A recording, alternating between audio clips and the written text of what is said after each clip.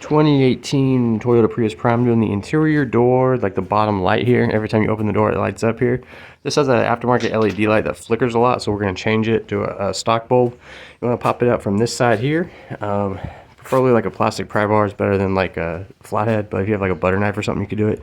There's a white connector here. You got to push this button and then pull the connector outwards. If you have fat fingers like me, you're going to want to use like a tool to push it out.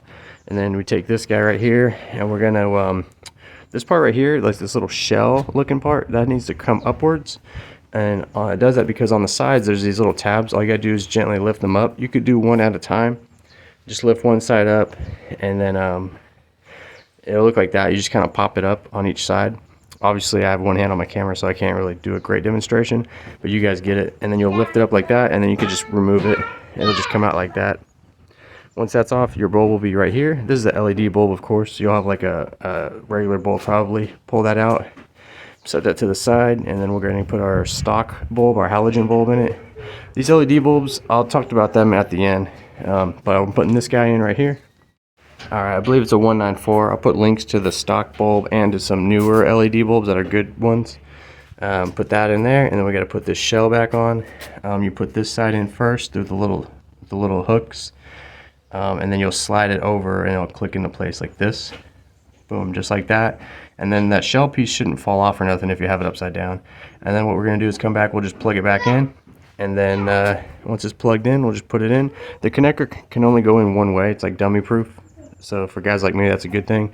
And we'll put this in here. You want to slide this side in first like this, and then the other side in, because it has that little spring tensioner. That's like a plastic tensioner spring.